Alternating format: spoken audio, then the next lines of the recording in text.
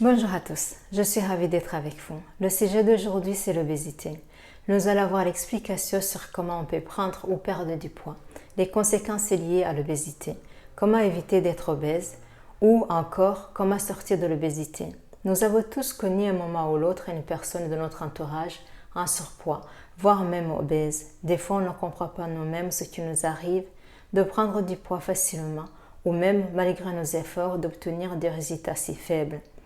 Je pense que nous sommes au bon endroit pour comprendre ce mécanisme. La bonne nouvelle se trouve à la fin de cette vidéo, là où Dr. William Amuzalak nous donne des idées simples et efficaces pour mesurer le progrès de l'efficacité de ces idées. Merci d'avance de regarder cette vidéo jusqu'au bout. C'est toujours avec plaisir que je lis vos commentaires en bas de cette vidéo.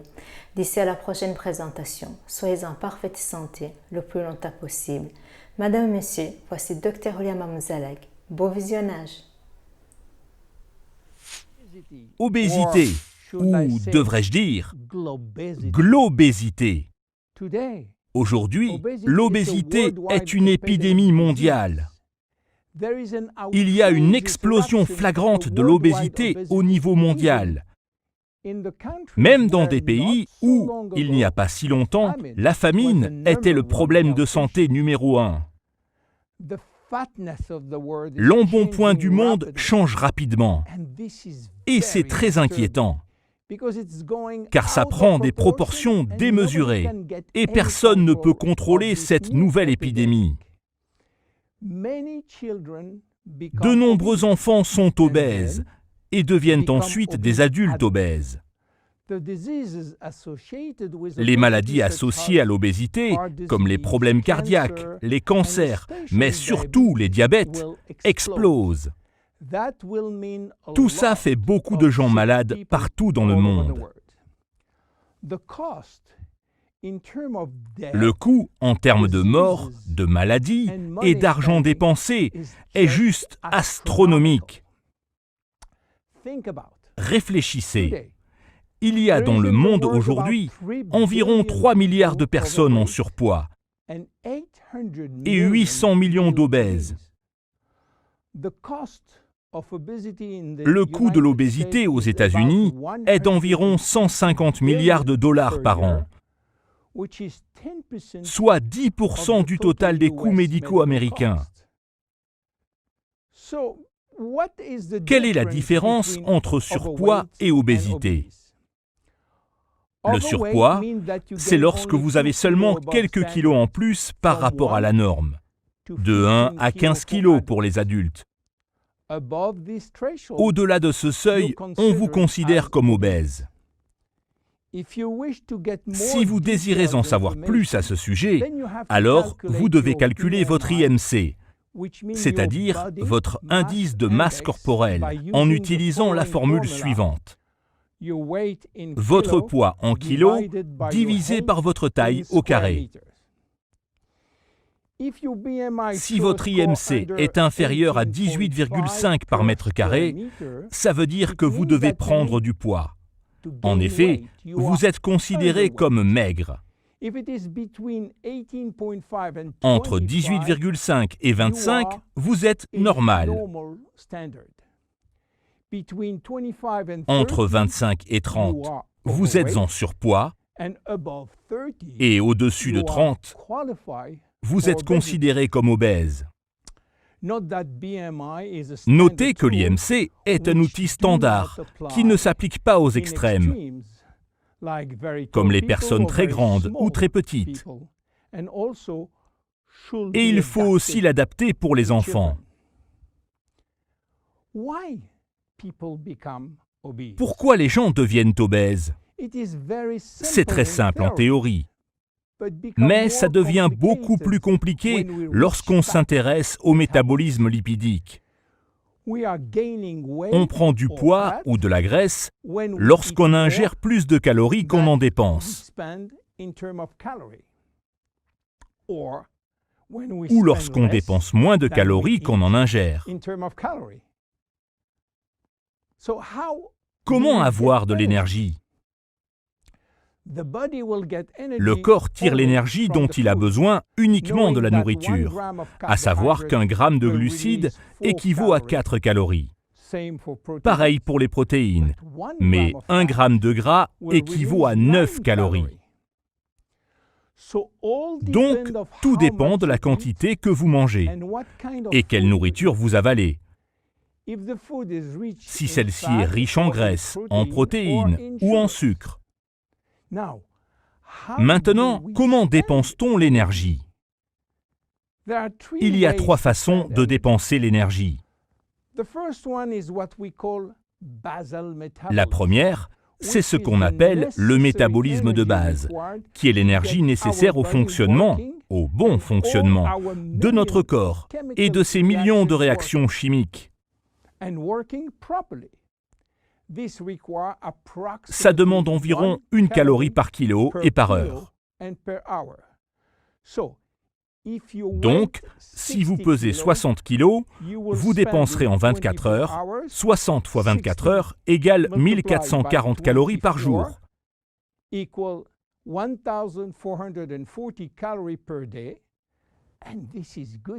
c'est une bonne nouvelle, parce que c'est quelque chose que vous ne pouvez pas contrôler. La deuxième façon de dépenser de l'énergie, c'est en luttant contre la chaleur ou le froid. Et cela dépend de l'environnement, mais aussi de la façon dont vous vous protégez du chaud ou du froid. Ça s'appelle la thermogénèse. Et vous pouvez contrôler un peu ce phénomène. La troisième façon, c'est l'énergie nécessaire pour faire bouger votre corps. Et ça dépend entièrement de vous. Tout cela pour dire que l'activité physique est la seule façon contrôlable de dépenser de l'énergie.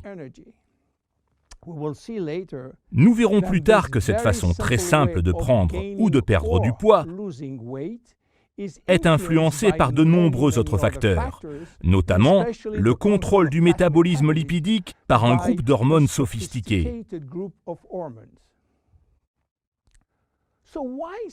Donc, pourquoi une telle épidémie? Pour comprendre cela, nous devons remonter à 20 000 ans en arrière. Aussi surprenant que cela puisse être, nos gènes n'ont pas changé depuis 20 000 ans. À ce moment-là, la vie des hommes était assez difficile. En effet, elle tenait à la seule nourriture disponible. Et la nourriture n'était disponible qu'au printemps et en été. Le reste du temps, il n'y avait pas de nourriture. C'était presque la famine. Nos gènes ont dû s'adapter et s'accommoder avec cette alternance d'abondance et de famine afin de créer une sorte de stock à énergie. La cellule graisseuse était née. Cette cellule avait la capacité de stocker tous les types d'énergie provenant de la graisse, des glucides et même des protéines. Elle peut atteindre 50 fois sa taille et retenir l'énergie sous forme de triglycérides.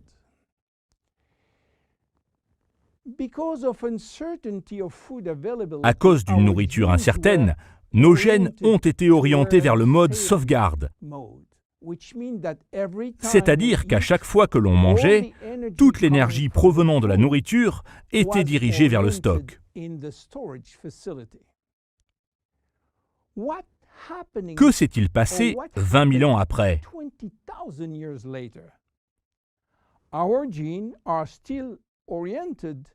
Nos gènes sont encore et toujours en mode sauvegarde, mais il n'y a plus de famine, au contraire.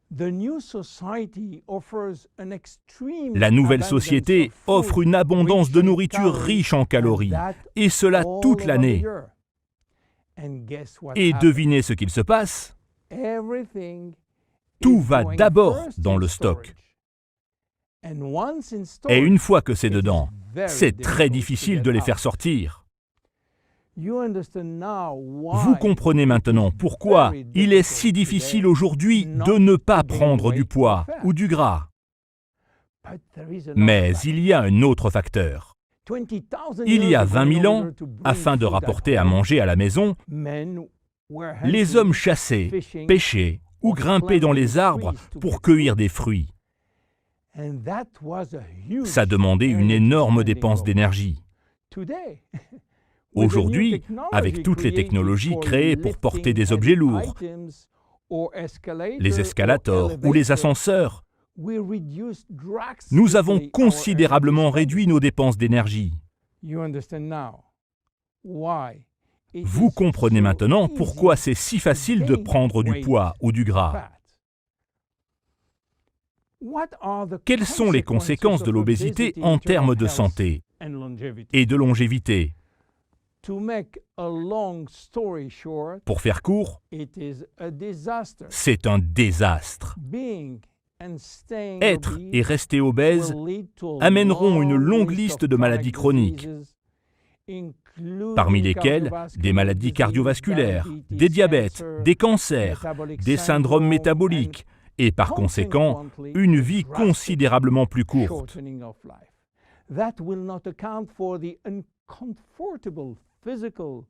Tout cela ne prend pas en compte l'inconfort physique et les conséquences émotionnelles et mentales d'être gros, pour nous ou pour notre entourage. En termes de vieillissement, l'obésité raccourcit les télomères, augmente les dommages causés à l'ADN et réduit la réserve de cellules souches. Donc, que faire pour réduire l'obésité?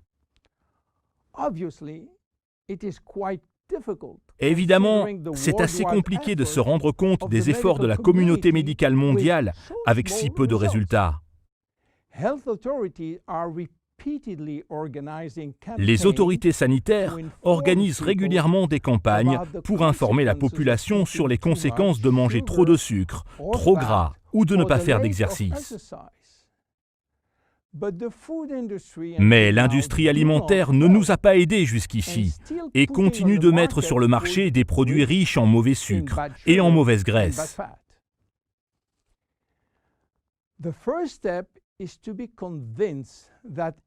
La première étape, c'est de vous convaincre qu'améliorer votre mode de vie, c'est-à-dire votre nutrition, votre activité physique, la gestion de votre stress et de vos émotions, de façon à stopper l'alimentation impulsive, serait déjà une très bonne action pour préserver votre vie et votre longévité. La seconde étape serait de consommer des compléments alimentaires spécifiques afin de vous aider à gérer votre métabolisme lipidique et à reconstruire la masse musculaire que vous avez perdue par manque d'exercice.